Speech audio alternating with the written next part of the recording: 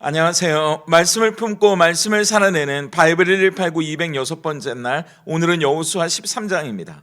어제 12장에서 파죽지세로 가나안을 정복하고 31명의 왕을 무너뜨렸던 승리의 기록을 살펴봤죠.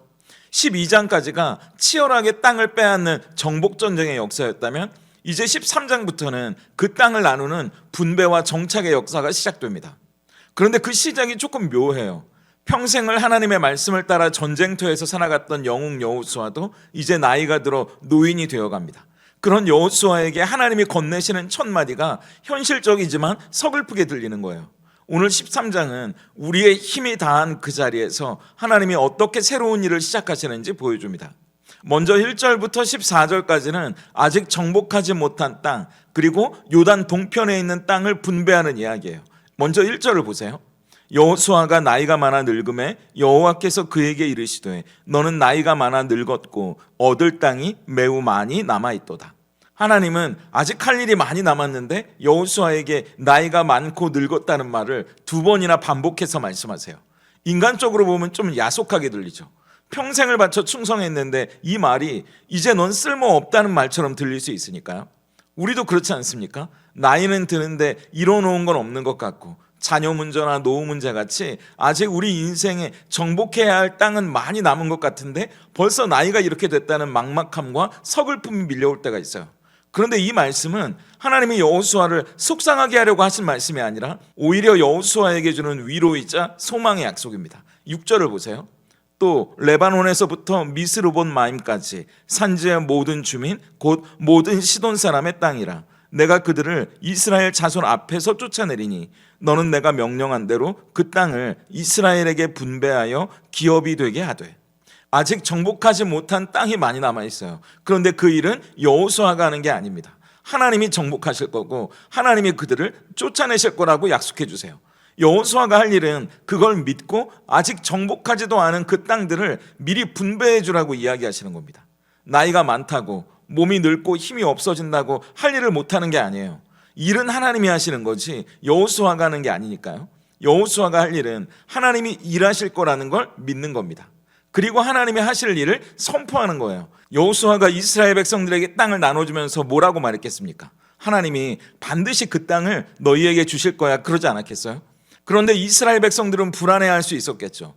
여호수아 장군님이 우리와 함께 싸워주시면 든든할 텐데 장군님 나이가 많아서 전쟁터에도 함께 못 나가시잖아요. 그렇게 불안해하면 걱정하지 말라고, 하나님이 싸우시고 저들을 쫓아내실 거라고 오히려 자신의 늙음을 하나님을 높이는 데 사용하지 않았겠습니까? 여러분, 우리가 힘이 빠지고 나이가 들고 늙어간다는 걸 서글퍼하거나 섭섭해하지 마세요.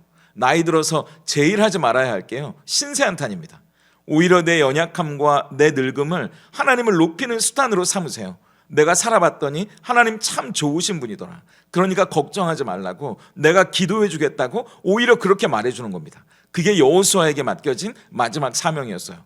그리고 요단강 저쪽 동편 땅을 약속대로 분배하는 장면에서 우리가 이미 알고 있는 그 말씀이 다시 한번 이 단락에 나옵니다. 14절이에요. 오직 레위 지파에게는 여호수아가 기업으로 준 것이 없었으니 이는 그에게 말씀하신 것과 같이 이스라엘의 하나님 여호와께 드리는 화제물이 그들의 기업이 되었음이더라. 설마 했는데 진짜 레위 지파는 줄 땅이 없다고 말하는 겁니다.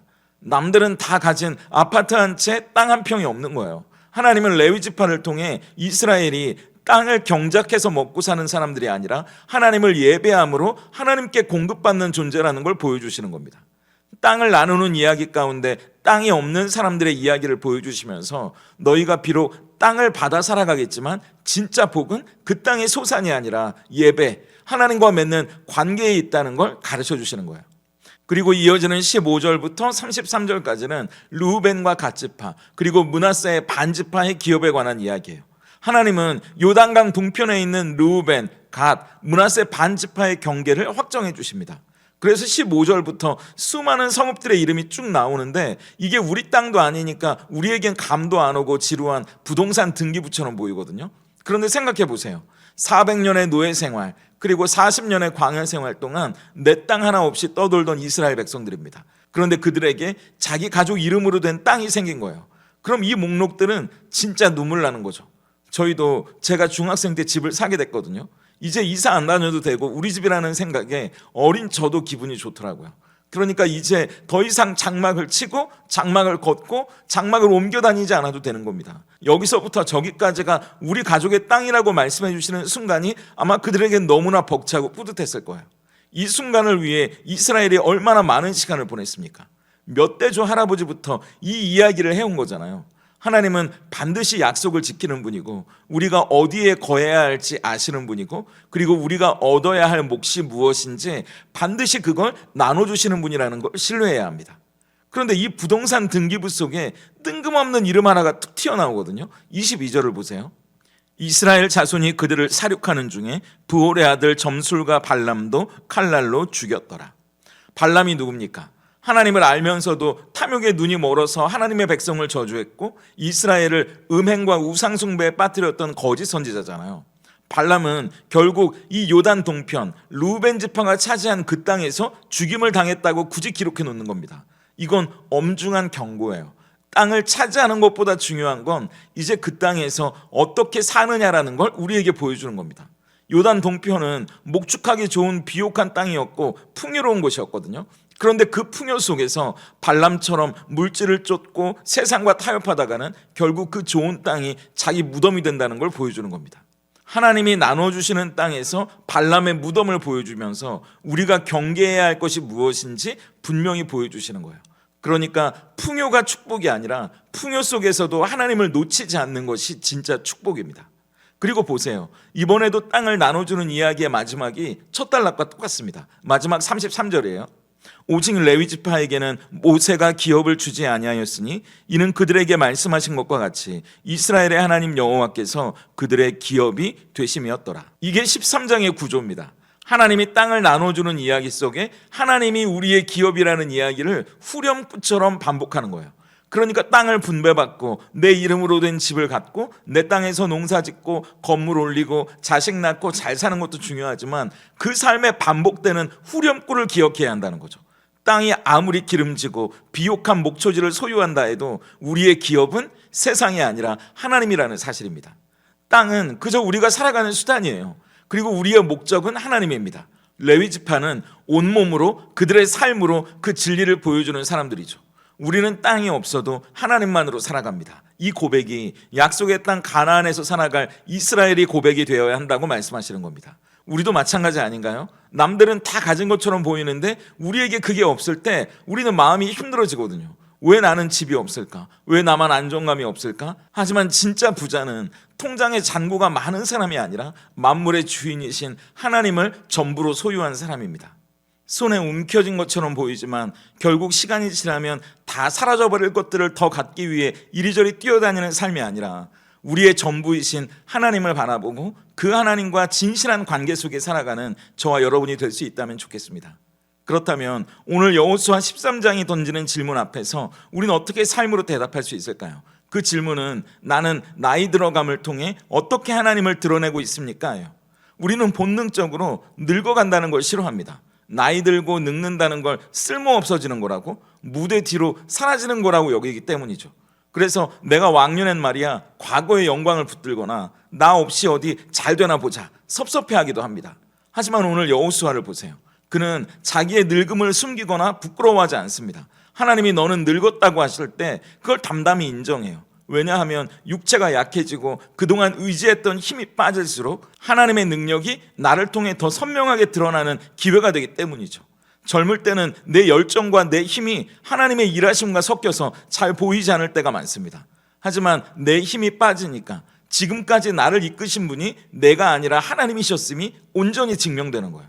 그러니까 나이가 들어간다는 건 우리가 은퇴하는 것이 아니라 증인이 되어가는 시간입니다. 우리 사명이 직접 운동장을 누비던 선수에서 다음 세대에게 믿음의 방향을 보여주는 코치로 바뀌는 거예요.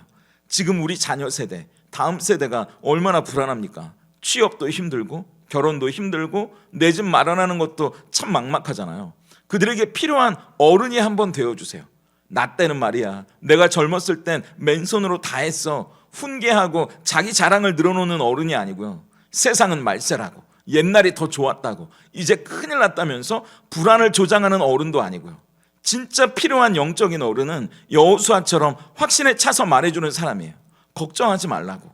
내 인생을 돌아보니까 막막한 광야에서도 길을 내신 분이 하나님이셨다고. 당신들 앞에 있는 요단을 갈라주시는 분도 하나님이셨다고. 내가 늙고 힘이 없어도 하나님이 약속을 지켜주시는 것처럼 너희의 앞길도 하나님이 반드시 책임져 주시고 저 대적들을 쫓아내실 거라고 그들을 격려해주고 그들을 위해 기도해주는 어른이 필요합니다.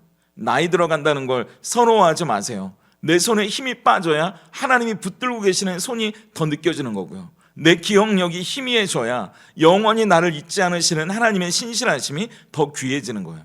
오늘 우리의 기도가 그래서 바뀔 수 있다면 좋겠습니다. 하나님, 곱게 늙어가게 해주세요를 넘어서 하나님, 저의 늙음이 다음 세대에게 하나님의 살아계심을 보여주는 증거가 되게 해주세요라고요. 그래서 내 약함이 자랑이 되고 내 주름이 은혜의 흔적이 돼서 불안해하는 자녀들에게 믿음의 용기를 주는 축복의 통로로 쓰임받는 저와 여러분의 인생 후반전이 되기를 축복합니다. 함께 기도하겠습니다. 우리의 영원한 기업이 되시는 하나님 감사합니다. 나이가 들고 힘이 빠지는 것을 두려워하고 서글퍼만 했던 우리의 어리석음을 고백합니다. 여호수아가 늙어서도 하나님의 약속을 신뢰하며 땅을 분배했던 것처럼 우리도 육체의 쇠함을 넘어 믿음으로 다음 세대를 축복하고 하나님이 하신다는 것을 온몸으로 증거하는 영적 어른으로 살아가게 하시옵소서. 또한 눈에 보이는 땅과 소유의 마음을 빼앗겨 발람의 길을 걷지 않기를 원합니다. 남들보다 가진 것이 적어 불안할 때마다 여호와께서 그들의 기업이 되심이라 하신 말씀을 기억하게 하셔서 세상의 그 어떤 풍요보다 더 크신 하나님 한 분만으로 만족하는 레위 지파의 거룩한 자부심을 회복하게 하시옵소서. 그리하여 우리의 남은 날들이 나의 왕국을 세우기 위해 뛰어다니는 날들이 아니라 하나님의 나라를 살아내고 함께 나누어 주는 복된 날들이 되게 하시옵소서. 우리의 영원한 분깃이 되시는 예수님의 이름으로 기도드립니다. 아멘.